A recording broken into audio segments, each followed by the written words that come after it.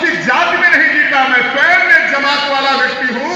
और जब भी जमात का अंतिम व्यक्ति पुकारता है तो साका जमात का पहला व्यक्ति बन के खड़ा रहता है।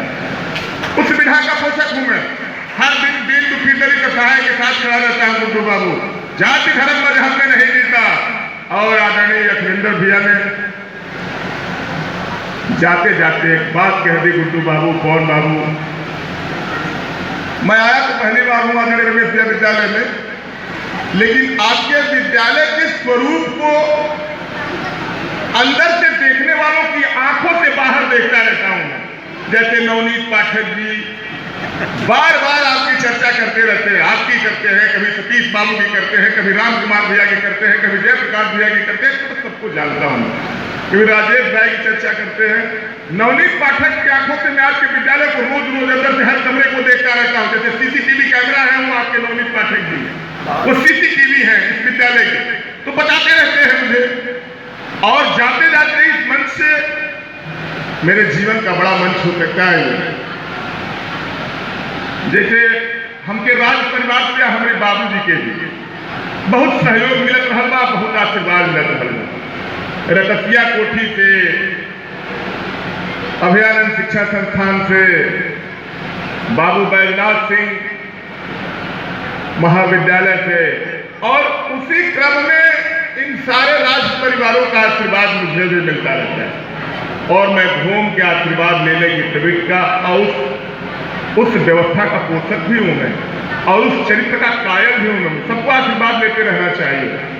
अगर प्रकृति आपसे नाराज है और आपका कोई प्रणाम करता है और आपने कह दिया कि खुश रहिए, तो आपके कष्टों को कम करके जो उसका प्रिय शिष्य है उसके सुख में से थोड़ा सा आपको सुखी कर देते हैं प्रकृति। इसलिए सबका प्रणाम करना चाहिए।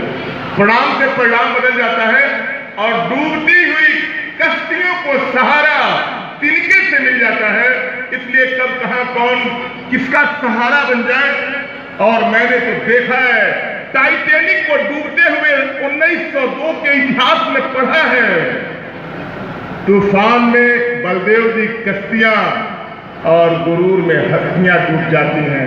इसलिए गुरूर में मत रहिए दिनेश बाबू, मंजू मिश्रा जी, कोई गुरूर में विजयी भैया, देवानंद भैया, कोई गुरूर में ना रहे।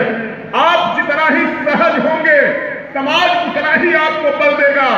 साका जैसे अनाथ को, अरे मैं तो कोई राजा सुधोधन का पुत्र था नहीं, महामाया देवी मेरी मां थी नहीं, भय प्रकट कृपाला था नहीं, दशरथ और कौशल्या के मिलन से अस्तित्व में आया नहीं था, अयोध्या का वारिस नहीं था, राजा सुधोधन और महामाया देवी के सिद्धार्थ का स्वरूप नहीं था मैं, देवकी और वसुदेव के मिलन से पैदा हुआ व्यक्ति मैं नहीं था। मैं तो एकदम अनाथ था। दुर्गा मिश्रा जिसके बाप मजनू मिश्रा जिसकी मां दोनों नहीं रहे, भाई परिवार सबने छोड़ दिया। मेरे बाबूजी ने एक मूल मंत्र दिया मुझे कि देखो एमपी एमएलए कुछ होता नहीं है। 42 साल पीछे मां के गोद में था तो बाबूजी एमएलए थे, और अब एमएलए हो के मुझे लग रहा है कि एमएलए माने कुछ नहीं होता है। MLA is nothing.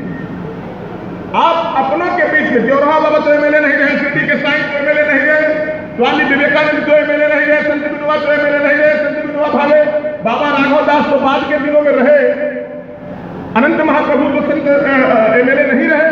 अब मुझे लगता है कैप्टन वीरेंद्र सिंह जी आप मेरे बाबूजी के अनन्य सहयोगियों में से हैं। मेरे बाबूजी आपकी बड़ी इज्जत करते थे, बड़ी तारीफ करते थे। कैप्टन वीरेंद्र सिंह के आने के बाद मेरे बाबूजी की हर स्थिति बदल जाती थी कि कहां बैठाऊं, कहां उठाऊं।